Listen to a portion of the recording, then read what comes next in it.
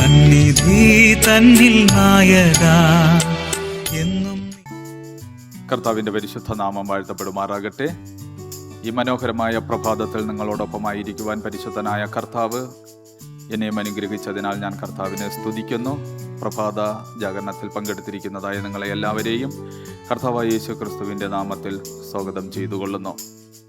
നമുക്ക് ഇന്ന് പ്രഭാത ധ്യാനത്തിനായി നൽകപ്പെട്ടിരിക്കുന്നതായ വിഷയം ആടുകളുടെ വേഷത്തിൽ ഒരു ചെന്നായി. അതിനായി നൽകിയിരിക്കുന്നതായ വേദഭാഗം വെളിപ്പാട് പുസ്തകം 13 അധ്യായം അതിൻ്റെ 11 വാക്യം. മറ്റൊരു മൃഗം ഭൂമിയിൽ നിന്ന് കയറുന്നത് ഞാൻ കണ്ടു. അതിന് കുഞ്ഞാടിനുള്ളതുപോലെ 2 കൊമ്പ് ഉണ്ടായിരുന്നു. അത് മഹാസർപ്പം എന്ന പോലെ സംസാരിച്ചു. ഇവിടെ വെളിപ്പാടുകാരനായ യോഹന്നാൻ 2 മൃഗങ്ങളെക്കുറിച്ച് ഇന്ന് നമുക്ക് ധ്യാനിക്കേണ്ടുന്നതായ ഭാഗത്ത് പറയപ്പെടുന്നു. ഒരു മൃഗത്തിൻ്റെ ബന്ധനം നടക്കുകയും അതിനെക്കുറിച്ച് യോഹന്നാൻ വിവരിക്കുമ്പോൾ അടുത്തൊരു മൃഗത്തിൻ്റെ ആരംഭത്തെ യോഹന്നാൻ കാണുകയും ചെയ്യുന്നു. ഒന്നാമത്തെ മൃഗം മറ്റുള്ളവരെ കൊല്ലുകയും ഭക്ഷിക്കുകയും ചെയ്യുകയും ഒരു ഭയാനകമായ അന്തരീക്ഷം സൃഷ്ടിക്കുകയും ചെയ്തു. അത് അലറുന്ന സിംഹം പോലെയും ക്രൂരമായ കരടിയെപ്പോലെയും ഭീകരമായ പുള്ളിപ്പുലിയെപ്പോലെയും അതിനെ ചിത്രീകരിക്കുന്നു. എന്നാൽ രണ്ടാമത്തെ മൃഗം അത് കുഞ്ഞാടിനെ സൂചിപ്പിക്കുന്നു. കുഞ്ഞാടിനുള്ളതുപോലെ 2 കൊമ്പ് അതിനെ കാണിക്കുന്നു. അപ്പോൾ ഈ കുഞ്ഞാട് ഇവിടെ യോഹന്നാൻ യോഹന്നാൻ സ്നാപകൻ പറയുന്നതായ കുഞ്ഞാട് അല്ല. യോഹന്നാൻ പറയുന്നു, യേശുവിനെ കണ്ടിട്ട് പറയുന്നു, ലോകത്തിന്റെ പാപത്തെ ചുമക്കുന്ന ദൈവത്തിന്റെ കുഞ്ഞാട്. എന്നാൽ ഇവിടെ വെളിപ്പാടുകാരനായ യോഹന്നാൻ പറയുന്ന കുഞ്ഞാടും കർത്താവായ യേശു ക്രിസ്തുവും തമ്മിൽ വ്യത്യാസമുണ്ട്. യോഹന്നാൻ ആദ്യം പറയുന്ന മൃഗം സമുദ്രത്തിൽ നിന്ന് കയറി വന്ന മൃഗം.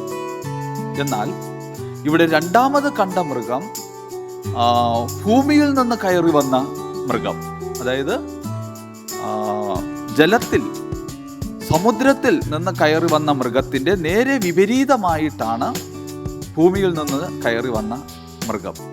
ഒന്ന് ജനസാന്ദ്രതയുള്ള ഭാഗത്ത് നിന്ന്, ഒന്ന് ജനവാസമില്ലാത്ത ഭാഗത്തു നിന്ന് വന്ന മൃഗം.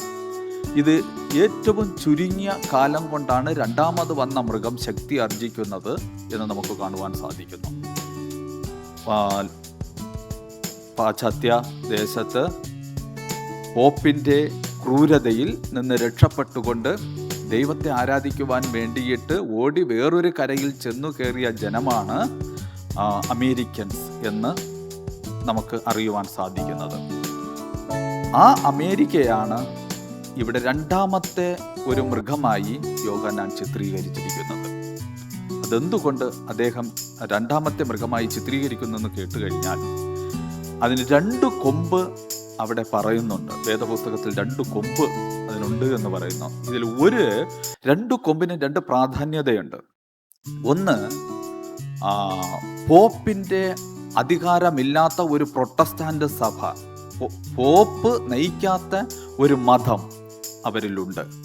രണ്ടാമത്, അവർ ജനാധിപത്യം, അതിന് ഒരു രാജാവില്ല.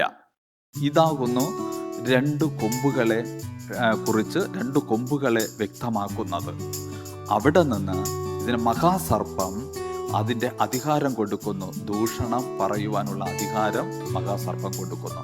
അങ്ങനെ ആദ്യത്തെ മൃഗവും രണ്ടാമത്തെ മൃഗവും ഒന്നിച്ചു ചേർന്നുകൊണ്ട് ദൈവജനത്തെ, ദൈവത്തിൻ്റെ കൽപ്പനയെ തെറ്റിക്കുകയും ലോകത്തെ വഞ്ചിക്കുകയും ചെയ്യുന്നതായിട്ട് നമുക്ക് കാണുവാൻ സാധിക്കുന്നു. നാം ഈ ലോകത്തിലായിരിക്കുമ്പോൾ കർത്താവ് നമുക്ക് വെളിപ്പെടുത്തിയിരിക്കുന്നതായ ദൈവവചനം അനുസരിച്ചുകൊണ്ട്, വായിച്ചുകൊണ്ട്, പഠിച്ചുകൊണ്ട്, ധ്യാനിച്ചുകൊണ്ട് നാം ഇങ്ങനെയുള്ളതായ അപകടങ്ങളിൽ ചെന്നു വീണ് തെറ്റിപ്പോകാതെ ദൈവജനമായി ജീവിക്കുവാൻ ഇന്ന് ഈ പ്രഭാതം മുതൽ ദൈവം നിങ്ങളെ അനുഗ്രഹിക്കുമാറാകട്ടെ, ആശീർവദിക്കുമാറാകട്ടെ.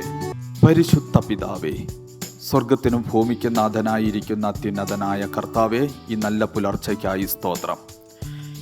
ഈ പ്രഭാത ജാഗരണത്തിൽ ഇവിടെ പങ്കെടുത്തിരിക്കുന്നതായ എല്ലാവരെയും കർത്താവിൻ്റെ കരങ്ങളിലേക്ക് തരുന്നു. പരിശുദ്ധനായ ദൈവം അവരെ ശക്തിപ്പെടുത്തും, ബലപ്പെടുത്തും. പരിശുദ്ധനെ മഹാസർപ്പത്തിൻ്റെ തെറ്റിപ്പിൽ, തെറ്റായ പഠിപ്പിക്കലുകൾ വീണുപോകാതെ അങ്ങയുടെ ജനത്തെ കാത്തുകൊള്ളുമാറാകണമേ. പരിശുദ്ധൻ്റെ കരങ്ങളിൽ സമർപ്പിക്കുമ്പോൾ പ്രാർത്ഥന കേൾക്കുമാറാകണമേ. പരിശുദ്ധ പിതാവേ, ആമേൻ.